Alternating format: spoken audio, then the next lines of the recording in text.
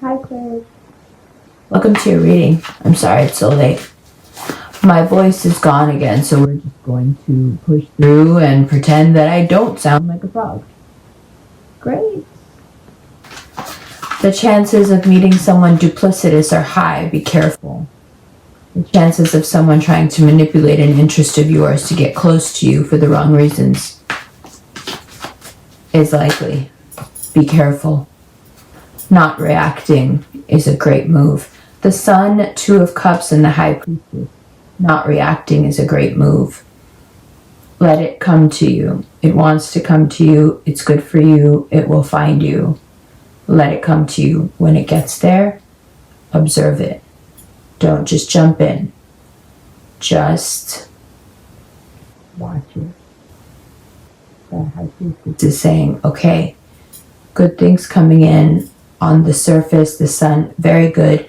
Two of Cups, perfect. We love it. But watch. Wait. Don't jump.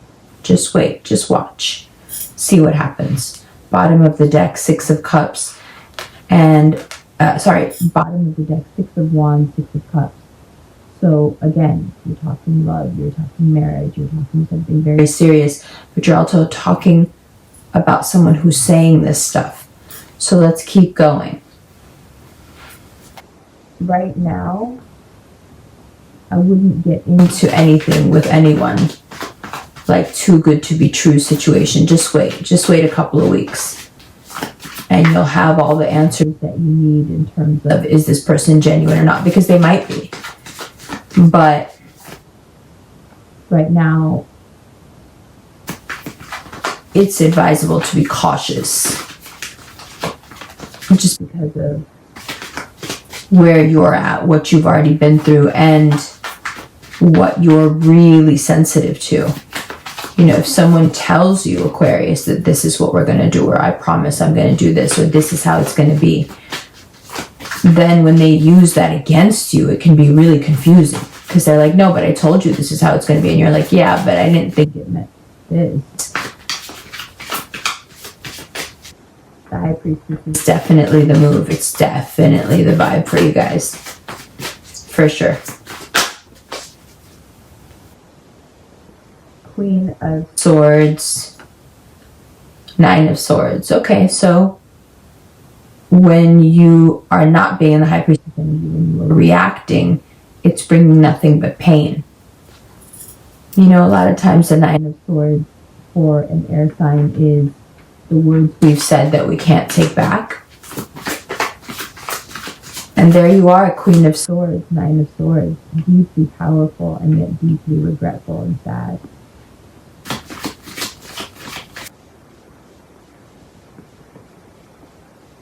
But there's so much good stuff to look forward to. There's so much to learn from this. You know, do we like people just because they like us?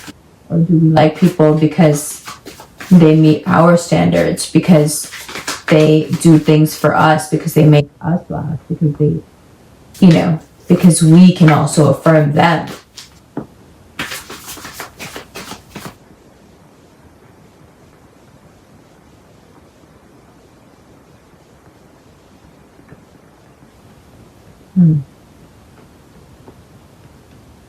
Let's keep going.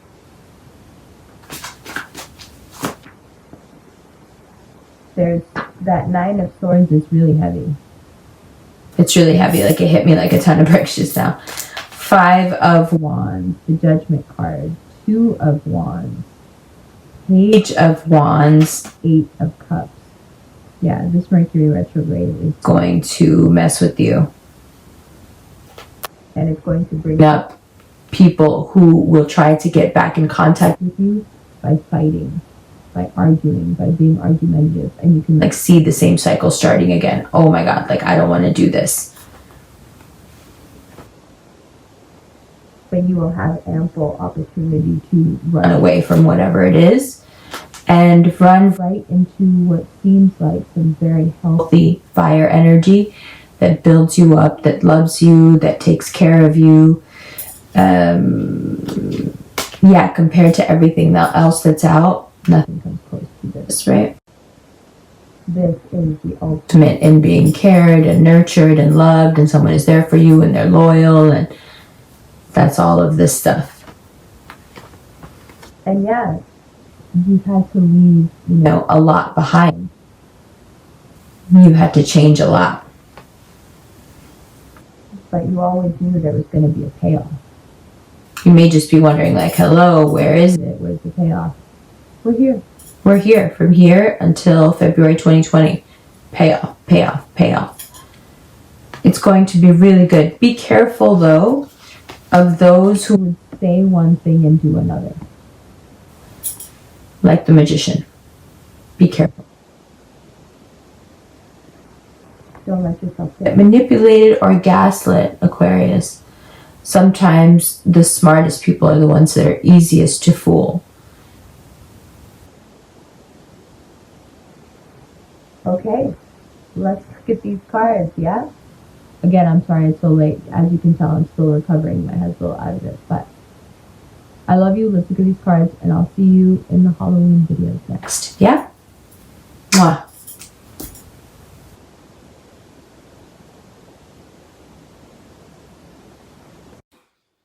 Hi, Aquarius. The crackling you'll hear in the background is the fire. I'm trying out a new angle because the other way that I do the second part of the videos, I end up standing up. And I realize that when I stand up, I have more of a authoritarian tone and less a conversational one. Also, I'll be drinking water throughout, and I suggest you do the same.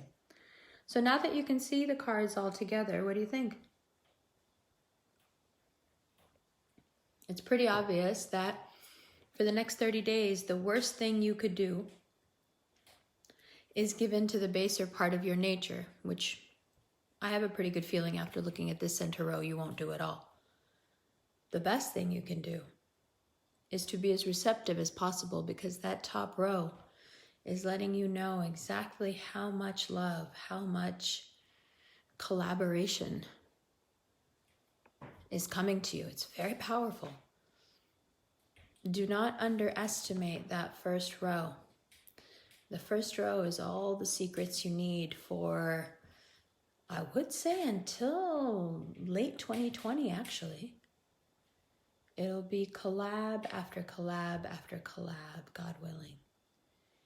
And really the only thing that can stand in your way, and don't think that people won't manipulate this, is your pettiness, for lack of a better word. There are certain ideological hiccups that can occur within the Aquarian mind that can cause a level of righteous pettiness, I want to say. The dangerous thing about that is it's really easy to talk yourself into, pretty hard to talk yourself out of. When Aquarius does this, you've often found that you end up in a loop, in a mental loop you can't get out of. You notice how bad the audio was? It wasn't just that my voice was cracking, as it just did again when I mentioned it. It wasn't just that. It was the audio itself that was going in and out. And I've just been laughing at how frustrating it is to listen to, because that's exactly how your energy was coming through. As if it was coming in on a really old transistor radio, but like it's a transmission from way, way, way in the future, or way, way, way in the past. And it desperately wants to communicate this message of, it will seem like chaos, but it is the best thing ever. But it can't get it out. It can't get the message across. It can't get through. Even to do this reading, I had to clean everything, take a shower, light the fire so it's right behind me, warming my back, and get really safe and snuggly and secure before I could approach the cards again. Because although there is so much promised, there is a period of coldness, a period of uncertainty, a period of, dare I say, even, a little despair, which of course you should not despair. The Judgment card is there to show you, listen, whatever it is that you break away from now, instead of despairing, is best for you. And communicate what it is that you're leaving, why it is that you're leaving. Say it. Say it. You know, talk to this leonine figure here. Speak on, you know, this true thing here. And leave behind anything else that's false, that doesn't jive with what is obviously the future plan. Now, I know that's easier said than done, but what did you think you were getting all the swords sharp and ready for anyway? Did you think you'd never have to use them? I would just rather you use them on others instead of on yourself. Can you keep that in mind for the next 30 days? Can you keep in mind that Scorpio season is going to want you to do this? And that you need to actively not succumb to it so you can stay in that delicate, fragile place of knowing and waiting and receiving. Perhaps the speaking and the sound is muffled because it's not a time to talk. It is a time to listen and receive. Yes? That's very obvious from these last 3 cards of abundance. We start with Leo and we end here with Leo. You are encased, encircled in a warmth, in a love. Your contained fire given a spark. Your contained air given a spark of fire. It just lights everything up. But use it here. Not on the small that don't deserve it. Not on that which is sorting itself out. Why get your hands dirty? Yes? All right, so here I have the Revolution ring in the High Priestess. There will be another version of the High Priestess ring in the Blue Chalcedonia. That'll be later in the year. This one is an African amethyst, and Revolution Rings is having a party on November 11th at Wild Oleander, my friend Sandy's salon in Bushwick, Brooklyn, where you can try on and purchase the rings.